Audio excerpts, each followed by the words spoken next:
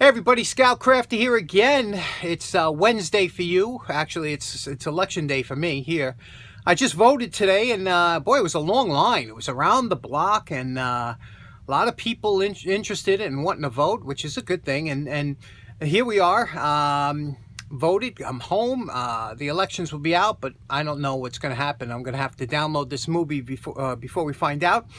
But I got a quick tool restoration to do, and also a little bit of moshing. So let's get to it. Today's project, another one from our good friend of the show, Juan Marquez. And you know, Juan has a fantastic eye for tools, and him and I, we must have very similar tastes, because he sent me a box of tools that I just love. All, you know, some tools you don't use. He sent me all great stuff, and look at this one. Here's another nice example of a beautiful tool. And you know, when you're looking to buy a pair of needle nose pliers, you come across a garage sale or something like that. The first thing you do is you open it up a little bit, and you do this.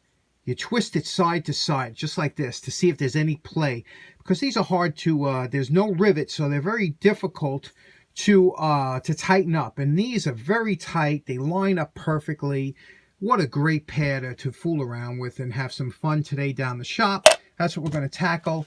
And let's get to it. We're going to be doing a little bit of a mosh today too, but I wanted to talk about, I was walking the other day, and I came across a bamboo, I don't know what you would call it, a little bit of a grove in front of some guy's house. And I've always been fascinated with bamboo, and we don't have it here much in the States. And because it's, you got to be careful. It's very invasive. So you can grow bamboo, and then that thing, the shoots can go underground and grow up in two houses over into your neighbor's lot. And bamboo's hard to get rid of. It's like I said, it's almost like a weed, but does anybody have any bamboo out there? I know when you grow it, you're supposed to grow it in like tubs or things like that they can't get, the bamboo can't spread, but I just think it can grow up to 3 feet a day. Can you imagine that? And I always wanted to see a real bamboo forest, like they have overseas.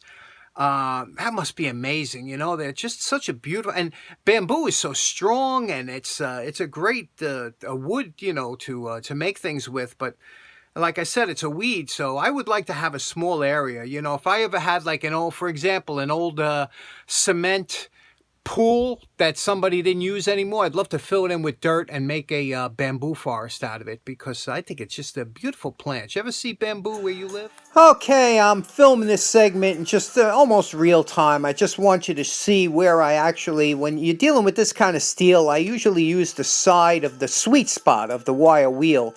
And this way you don't get any pock marks or orange peel looking finish. So that edge of the wheel is really a good spot to use.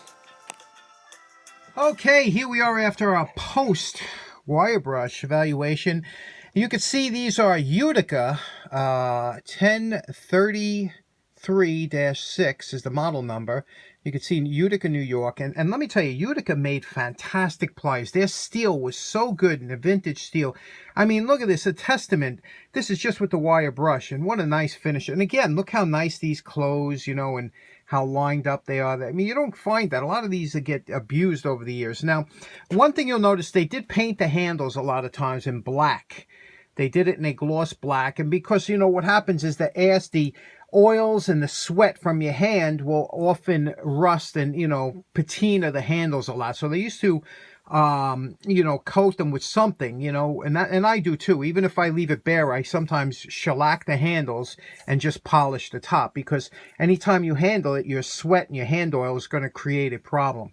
But these are beautiful. So what we're going to do now is we're going to take it over and see if we can do a little polish on these, and maybe we'll paint the handles black. Just a beautiful little pair of needle nose pliers.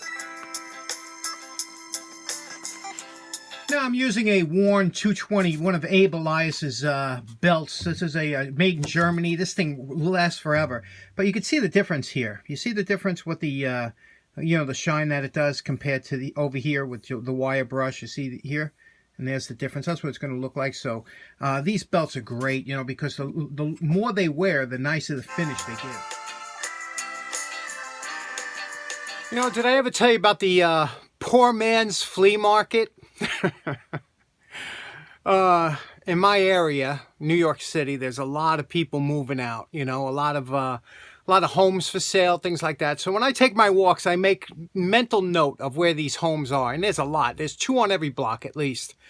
And what you do is you pay attention to where those houses are, because what happens when it comes time for the closing date, when they have to leave, inevitably they throw out a lot of things that they didn't want to throw out at first, but they got to move, and they're not going to take it. So that's the poor man's flea market. You walk by the house, and all of a sudden one day there's a ton of trash out there.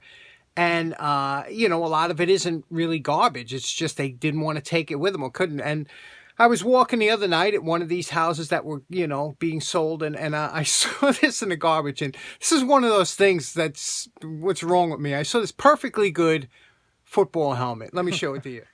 Okay, I know what you're thinking.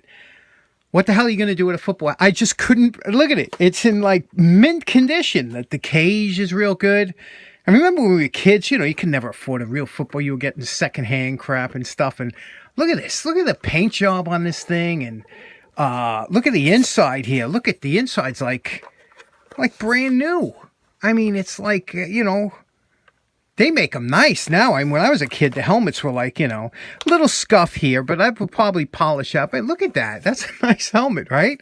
I mean, think about it. You get a helmet, and what is that? Tung? T-U-N-G? Is that a guy's name? And then Cleveland Research? I don't even know what that is.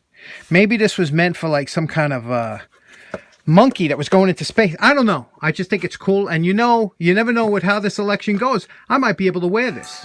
Now you know my favorite part. Remember what these pliers look like before we started. And we're calling this project done. Now I did do the handles just like from the factory in a gloss black. I can't really handle them too much because it's enamel paint. Enamel paint takes a few days to dry. It's dry to the touch really, but it has to dry inside out, so I don't want to handle it too much. Let's look here what we did. Just polish it out nice, and you can see here the letters are all nice and sharp. Look at the jaws. Look at the teeth on here. How nice the teeth were, huh? Look at that. These were never used, never abused. Just a beautiful pair of needle nose pliers. Really enjoy these. Juan, thanks so much. These are definitely a keeper. Just a beautiful set of pliers, and you know, who'd have thought?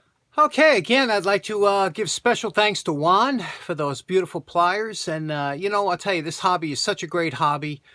You know, you come down the shop, you start working on a tool. Anybody will tell you that does it. You drift off. You don't worry about anything that's going on. You really, if you're not doing it now, if you're not into this hobby and you're not making your own restorations and cleaning up tools, you really need to do it because you'll enjoy it. So anyway, thanks so much. Take care. I hope you have a great day. Bye-bye now.